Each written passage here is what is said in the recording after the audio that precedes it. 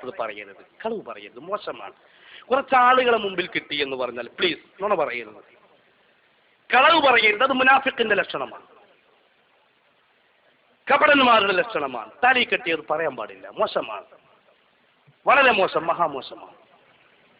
അതുപോലെ തന്നെ പറയാത്ത വിഷയങ്ങളുടെ പേരിൽ ഒരുപാട് ആരോപണം നയിക്കി കാടടക്കി വെടിവെക്കുന്ന ഏർപ്പാട് നിർത്തിവെക്കുക. വേറെ എന്തൊക്കെ പറയാം ഈ സമുദായത്തിന്റെ മുമ്പിൽ, എന്തൊക്കെ പറയാം എൻ്റെ പ്രിയപ്പെട്ടവരെ. ഇനി എൻ്റെ നാട്ടുകാരോട് പറയാനുള്ളത്, അവരെ കൊണ്ടുവന്ന ആളുകളോട് പറയാനുള്ളത്, തോട്ടുമുക്കത്തിനോട് ഞങ്ങൾക്ക് ആർക്കും ഒരു എതിർപ്പില്ല. ഞങ്ങളെ സുഹൃത്ത് എപ്പോഴും 400 റുപ്യ എനിക്ക് തരാനാ.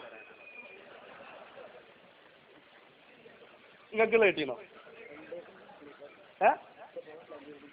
10 പീരിയത്തിനും കൊടുക്കാൻ 2 പവനെ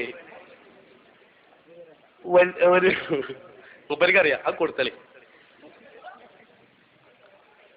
പിന്നെ ഞാന് വലിയ ഷെയ്ഫൊക്കെ അല്ലേ ആളിപ്പോ, അലാക്കിന്റെ ആളാണ്, വലിയ ഉഷാറാണ്. അപ്പൊ ഞാൻ ഇങ്ങനെ അന്വേഷിച്ചു, മൂപ്പരാദ്യം നമ്മളെ സ്ഥാപനത്തിലൊക്കെ നിന്ന ആളല്ലേ, എന്തേ പോന്ന്. അപ്പൊ അന്വേഷിച്ച് നോക്കുമ്പോ ഏസാനെന്ന് പോന്നു, ഒരു വിജിലൻസിന്റെ പ്രശ്നത്തിനാണ്.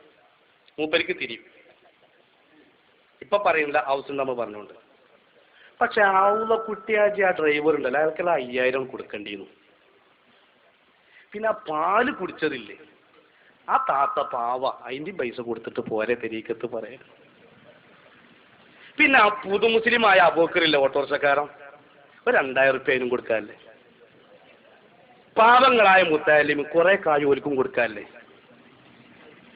മുക്കങ്ങാടിക്ക് പൊന്നാര അബീബ എനിക്ക് ഇപ്പോഴും പോകാൻ പറ്റുമോ?